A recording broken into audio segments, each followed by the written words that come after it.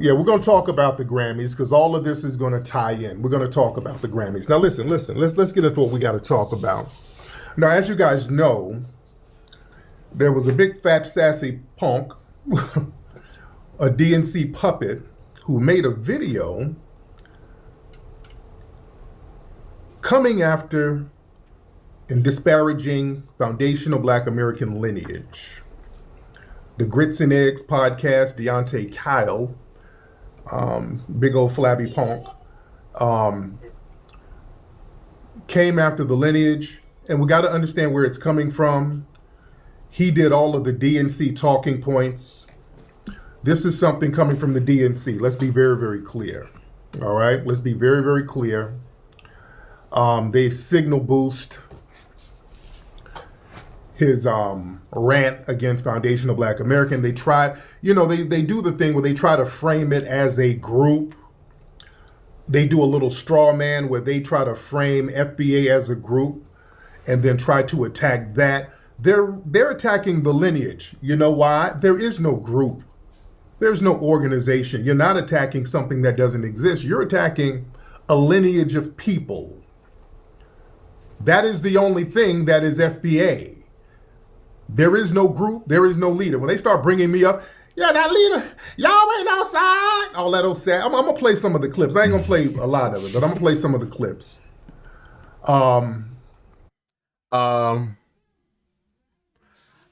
I hear what he's saying. This is one of those parts where I agree with Tariq, but yet I don't. Meaning, I understand what he's saying by the foundational Black Americans, the Black people that have been here since there was no country. No doubt. And the lineage of it. And the people whose families go all the way down Mississippi, Alabama, North Carolina, all that. Virginia, you know what I mean? Of which we are a part of. No doubt. Right? Those people, if you prefer to identify those people as foundational Black Americans, is one thing. But the people online who call themselves, in particular, the acronym FBA, are a group. I don't give a damn what you say. They're a clique. Because my grandmother is technically FBA, but she would never say that. My mother is technically FBA. She would never say that. So to pretend that there is no, technically no, there's no centralized group.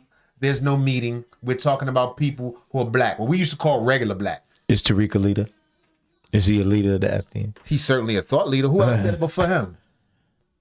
Was we saying it before him? I don't recall. You know what I mean? This just came out. Yeah, this is relatively new to us. You know what I'm saying? I've been around for a minute, nigga. FBA shit, maybe 10 years, maybe. Probably more like 5 or 7 or something like that. And only from Tariq first. So we understand both sides. Right, because before that it was ADOS. They used to say American Descendants of Slaves, also online. So to say it's not a group is true yet disingenuous. I'll say that. You may proceed, counselor. When they do that, they're trying to reframe the narrative so that they can attack it and control it, but they can't. The lineage, I can't. and our delineation is a power move that they were not expecting. This is whooping everybody's ass. They are trying to contain it. These people are very upset that we have stopped the tethering. They are very upset that we've stopped the abuse. We've stopped the hustling of us. You understand? Yeah, if anybody says Tariq is the leader, that's them deliberately lying, wasting your time. But let me play some of the clips of Deontay Kyle. Let me play some of him disparaging me and disparaging our lineage, ladies and gentlemen. Hold on one second. Let me get it together. And while I'm talking, ladies and gentlemen, you guys, all right, you guys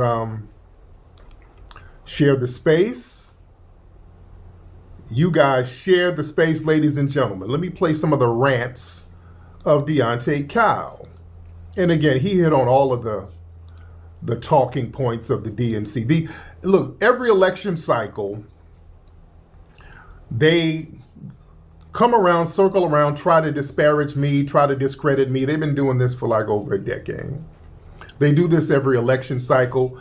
Now they're trying to disparage the entire lineage. ladies and gentlemen. Hold on, let me play some of this stuff. All right, this is Deontay Kyle. Hold on one second. Tariq Nasheed gaining such a following. Yes, I do have a large following, yes. Because he's abusive. Oh, Lord. I'm abusive? In his verbiage, he's abusive in his rhetoric, and he's here to divide. So I'm dividing. Now I want y'all to look at something. We're going to cover this. Now look at my concern. Okay. Now he's just doing Democrat shield talking points, but look at some of the people that was co-signing them. All right. In the comment section. My son, tell the truth, my Inja. Gary Chambers, Ebro, I'm going to get on them in a minute. Oh, I'm going to get on Ebro and all them in a minute. Oh, I'm going to get on them. Oh, yes, I am. Oh, yes, I am. I sure am going to get on Ebro and them in a minute. Oh, yes, I am. Okay, nigga, get on. Well, let me go to some. I ain't gonna play too many because I don't want to, they circle around and say, "Oh, I use their stuff" or whatever.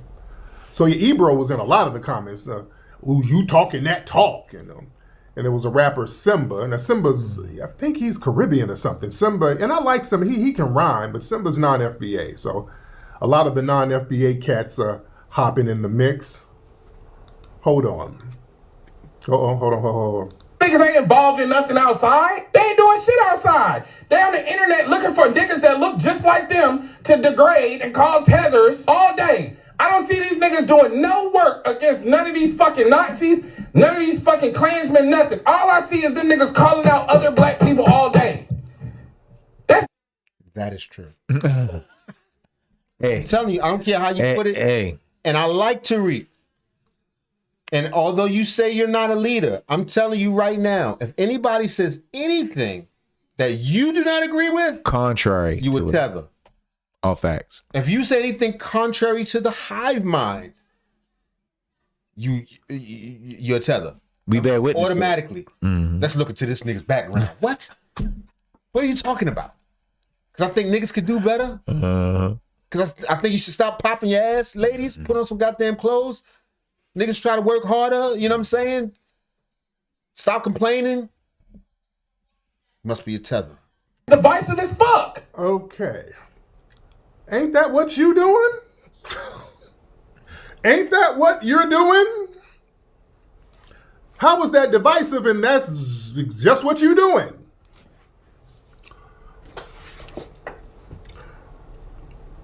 You ain't outside. You're too big and fat to be outside. You inside eating. Deante. So again, all of that trying to frame FBA as a group that's outside and all that stuff. Well, you got a straw man argument about a group that don't exist, and you're complaining that the non-existent group is not outside doing group stuff. Yeah, there is no group outside because there is no group called Foundational Black American. Foundational Black American, ladies and gentlemen, is a lineage of 43 plus million people. That is the only thing Foundational Black American. Right, but 43 plus million people are not on the internet yelling FBA and calling people tethers. That's what he's talking about. Facts. He's talking about the people who every time you say anything to the left, to the right or whatever, just not what everybody think, you would tether. That's my only beef. But other than that, Tariq, he about to get the cooking though. American is. It is nothing more, nothing less.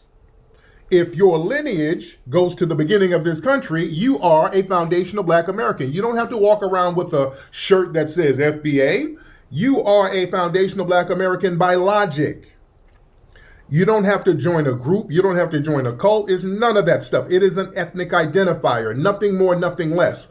Now, they know this. Let's be very clear. He's not dumb. Again, these are Democrat shield talking points. Because the Democrats know they lost because of delineation. This delineation is whooping everybody's ass. And they're talking about being divisive. See, it's only divisive when we want to say, hey, we are our own unique ethnic group. We are on code with each other. We got a lot of these weirdos out of our mix, and we're looking out for our best interest. See, these Democrat shills, and the Democrats send these people out here because, see, they're upset because right now in the country, as we see, we are not being abused as foundational Black Americans, ladies and gentlemen. For the first time in a long time in history, other groups are being targeted right now. We are not. I knew that we were not going to get targeted. We are not being targeted, and they don't like that. These people, the DNC, they don't like that. We are not being targeted. We got on code and said, hey, wait a minute, no. We ain't about to jump out here on the sword for everybody. So now they got all of these federal militarized police out here. And you know, if they've been doing all this training, they got to release some of this training on somebody. So it's always supposed to be us. They done all this training, so they got to release on somebody. So it's supposed to be us, but it's not us. We ain't jumping out there because we let people know this immigration thing is not our fight. We are not immigrants. And I agree with that 100%. We, ladies and gentlemen, are not immigrants, and we don't want to be. I agree with that 100%. No doubt about it. And I think that's the most important idea that is side by side with the FBA movement, right? The idea that we are a unique ethnic group, we belong here, you know what I'm saying? And we should be celebrated. That doesn't mean we can't develop a way to, put it like this, white people know they're not the same. Oh, And no fact. an Italian is completely different than the Irish. The Irish are different from the British. They right across the street from each other, can't stand one another. Different from the Germans. Different from the Germans. But in the global power of quote unquote white supremacy, structure, westernization, whatever it comes down to, they white. know how to work together. They I'm white. not saying that we should allow other groups to take advantage of our contributions. I'm saying that we need to find a way to do commerce and business and trade ideas and influences with one another in order to grow some global power As a Black community. as a Black community, as an overall Black community. I'm not saying, of course, we are. We're a unique thing, absolutely, no doubt about that. And to hell with all the people who try to take advantage of us and get whatever they can get and turn around and flip and talk about they from Congo or they from Jamaica or they from. I get it. I get that feeling of being used. But I think in order for us to gain some serious power, we need a power structure. Not gonna happen. I hate to tell you, son. I know, because we can't even get along. Bruh. The FBAs can't even get along with each other. And neither can the Africans, neither can the Jamaicans. Wherever you find Black people, you see us doing this. Show me Right. one country in the world full of Black people that niggas don't hate each other. All facts. It ain't gotta be no. It could be in one country. That's what I mean. In the there's nowhere. In the like over there in Africa, it'll be the same country, two different tribes. Oh, those tribes better than this tribe, and that can be true with a lot of people. But some places, motherfuckers get along. You go to China, everybody Chinese. I don't even know how they know who to oppress. You know what I'm saying? There are levels, but they just, we don't like your last name. Right. Well, like your religion. Right. Yeah. Or whatever. Or whatever. But I'm just saying, in general, we have not built a structure. In order to build a structure, we can't do it alone because we're only here. In order to build a global structure, we can't do it alone. And it's true that we need to help ourselves first. And I think just the identifying of it and knowing your lineage and knowing that you're foundational Black American is a start. But to immediately reject any ideas that may or may not come from outside of the community, I think that's a mistake. I think that limits us and cuts us off from the rest of Blackness. Not saying there is a connected Blackness, because like we just said, right now in Sudan, one of the worst massacres ever is happening. That's Black on Black, as far as I can see. Absolutely. They don't think so, though. They think some of them think they Arab, some of them think they Black or whatever. It's true. Compared as immigrants. We're standing on lineage business, and they don't like that because that's making us powerful. So now we're getting on code with each other based on lineage. There is no leader of no damn lineage. It is impossible to have a leader of a lineage. Anytime people say that, they're doing it to be disrespectful and they're trying to minimize the impact of the delineation movement. Because they know it's powerful and you cannot latch on to it. But people expect us, foundational Black Americans, to go out here and take all of the abuse for everybody else. That's the name of the game. They want us to go out here. That's also a dope concept. Once again, like I said, I fucks with Tariq. I hear what they saying. They expect us to jump out there. Like, I don't think the migrants fight is our fight. No, but son, he has a legitimate plight. For many years, Black folks have taken on other people's issues. May it be feminine issues, may it be homosexual issues, may it be whatever. Right. He's supposed to be the freedom fighter. Right. We supposed to be the freedom fighters and mix it up for them. And y'all should stand with it. Ho. That's your beef. That's not our beef. Just like right now with the immigrants or the Somalians or whomever who ICE agents are targeting right now that we see. That's not our beef. That's not our beef. You know, so why should we front line for them? We got to stand on our own. Like you said, man, we need solidarity amongst ourselves. It's that whole crab in a barrel mentality. All right, check this out. You said something earlier in an answer where you said that you talk about native blacks. And so that clearly sounds as if you are delineating native blacks versus someone that comes here from Bermuda or Jamaica or wherever they may they may come from. The purpose of that is what? Because you on the surface it would be like, hey, everybody here that's black gets treated a certain way. Why are you making that delineation? That is an excellent point. You know why? Because you see, those people coming in from Jamaica or coming in from Africa, they have not been treated like black folk in this country. That's the first thing. And secondly, historically, they haven't had those historical experiences. They come in here voluntarily. When they come in here, they bring some cultural aspects from Africa. They can go back anytime they want.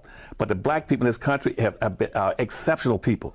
Nobody's been mistreated, maltreated like them. Black folk are exceptional. They're the only people that came here forcefully, one. Two, they're the only people that denied their humanity. Three, they were the only people denied a right to enjoy the fruits of their labor. Four, they were the only people denied the right to participate in government. Five, they were the only people denied the right to vote. Six, they were the only people denied the right to have an education. Seven, they were the only people denied the right to have a business. Eight, they were the only people that participated in every war that this country has had since its founding, but whose mother country has never been against. I think it was Crispus Attucus. In the Revolutionary War, first shot fired. Of course, it would hit a nigga. He's like, hey, I wasn't even in it. This country. All those immigrants come from countries where they fought America, and they came in. And the seven, that they are the oldest and most patriotic people in the country. Not the Confederates in the South. They're not the most patriotic people waving the Confederate flag. The most patriotic people in this country are black people, native blacks, because you see 99% of all those blacks have been direct descendants of slaves. They've been here before 99% of all the other people ever arrived in this country. They are special people. And because they are special people, they need to be recognized, appreciated, and reparated for what they've done in this country and building this country. They're the ones that built the bridges, the roads, cut the timber, the trees, and cleared the land, raised the tobacco, cotton, indigo. They're the people that's fought to raise in every war to protect this country. The people coming from Africa or coming from Jamaica didn't. They came here voluntarily. And the most important point on this is if you lump them with black folk, then you give the dominant white society a justification to say we don't owe black folk anything. Because you see, the blackness, black people's blackness is more than just color. It is their heritage, it's their history, it's their code of conduct, and more importantly, it is their badge of honor, and it symbolizes the indebtedness that this country has to them. This country does not have an indebtedness to people coming from Africa. They don't have an indebtedness to people coming in from the Bahamas. If you lump black folk in there, you deprive black folk of the benefit, the debt that's owed them. Don't do that. Now, that was the end.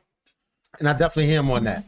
And that's real shit. Shout out to Dr. Anderson. So we feel where Tariq is coming from. I'm just saying, don't call me a tether when I check you niggas. Chill, man. When I catch your babies with pistols on them. Right, smoking marijuana.